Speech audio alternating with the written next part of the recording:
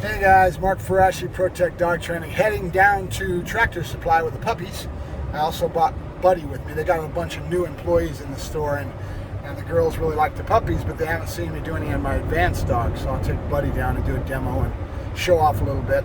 That's a lot of my life. I don't do competition. I don't get into AKC, though I've done that when I was a kid. AKC, show ring, that kind of thing. Obedience, and hang around all the sports and Schutzen and ring sport. I pretty much know everybody in the industry in my area, and it allows me to get the decoys that I need for my bite work. They call me a gypsy trainer, right? Because I travel and go to and from, go all over the place getting services that I need to build the end product that I'm building, which is executive protection dog. That's what I specialize in.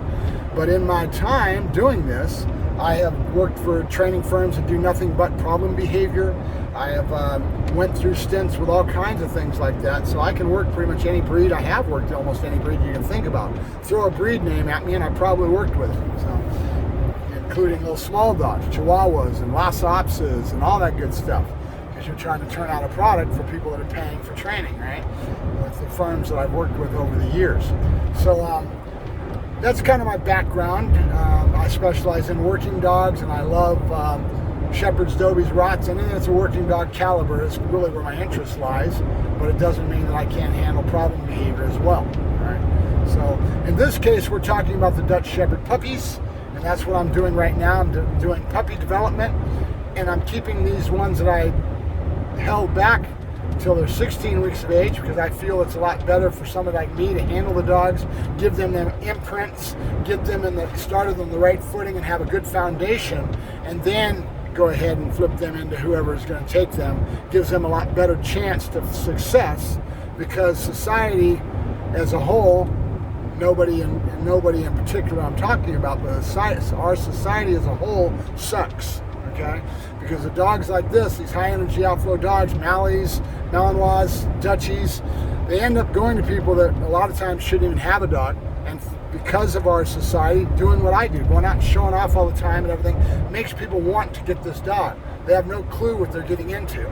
So they end up getting a dog like this, and within a year or so they end up being overmatched, right? Too much dog for them, and they end up taking the dog down and going to the pound or rehoming the dog, and the dog's the one that suffers.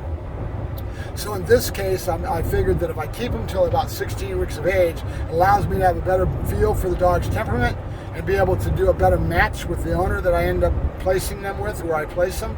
That's why I say qualified buyers. I want to know who you are, what's your background in dogs. I don't feel if this breed should be a beginner dog. It really shouldn't. It's too much dog for most people. Also, my genetics, the dogs that I'm breeding, are KNVP bloodlines, and they're working caliber dogs that very well could go to military or police caliber. Okay, that being the case, again, it's too much dog for most people, right?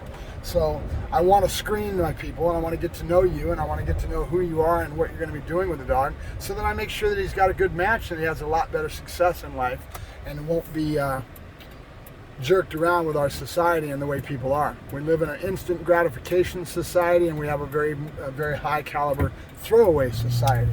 And it is a fact of life here in America. So I'm doing my best to want to still keep playing with the dogs that I want, which is these high caliber working dogs that qualify for police or military, and then place them in the best way I can for the ones that I don't keep, okay? Or that I don't keep working and turn over as executive protection dogs with the product that I produce. And I like to look at it, you guys heard me say it many times before if you've been watching my videos, it's like building a house, right? One layer on top of the next layer until you end up getting a finished product. So that's what I specialize in, that's what I enjoy, and to do that I'm playing with these Dutch Shepherds that I really love the breed. So I've enjoyed myself. It's been a really cool experiment getting Arrow and working with him and doing my thing. So I'm going to go ahead and do a little long-winded one. We've already up to 4 minutes of me yakking here. Well, I want to talk to the folks that are on the Dutch Shepherd list on Facebook. There was somebody that posted a query in regards to their dog that was going after the water bowl and was just saturating themselves with water, and it's really a fixation, okay? Even a small little amount of water, that she would say the dog would start going crazy on it. And these fixations for these high drive dogs like this is very prone, okay? And you got to think about this. If you've ever seen a person that has a cat that chases a laser and they think it's cute, and the cat's bouncing off the walls and doing spins going after this laser, dogs will do that too. Or a dog that's fixated on water fighting, and you go into the kennel and you're trying to spray it down, the dog goes crazy on the water. This is energy that has been directed towards prey animals that want to chase and go after things. And it's a very prone in certain breeds more than others. Well, the Dutch Shepherd is a herding breed, and he has got a lot of fixations like the cattle dogs, things like that, that when they're young, with all this high energy outflow and all this emotional states of mind that they have when they're young, will get out of control. And if you let these things get started, it's all about pattern. Every day you come out and you do something, you put down the water bowl, the dog starts to do something, be careful, keep an eye on it. I'm here at McDonald's, I'm gonna order here real quick, guys. Can I get egg and cheese McMuffin with sausage, egg and cheese? Do the 2 for whatever the special is on that. And then let me have the caramel macchiato, hot, large, and let me see if we can make it right now. I heard that we weren't able to, so let me just look. All right, thank you. Is that it? Excuse me while I order at McDonald's. So back to my little subject. Fixations. So we're not able to fill the macchiato. All right, just let me have the Egg McMuffins. We're good. Thank you. Just the 2 sausages, it's going to be $4.85. Thank you. Everything? Yep. So fixations, right? And fixations in this breed come in a myriad of different things, but it's usually driven by high drive and energy that's going to go after something. In other words, chasing, right? And that's very natural with a herding breed because that's what they do. They herd, they chase animals, right? So these propensities are there because what we call genetic stamps is what I call it, okay? And you hear me talk about this all the time in my videos where I start talking about genetic stamps. It's propensities that are there. An example of this is the KNVP dogs and the Dutch Shepherds in general have a high fixation towards the bowl or a box that's on the ground. You ever see them do that box routine? Well, they bred that into the dog, and so over time that becomes a genetic stamp. It's very prone to happen.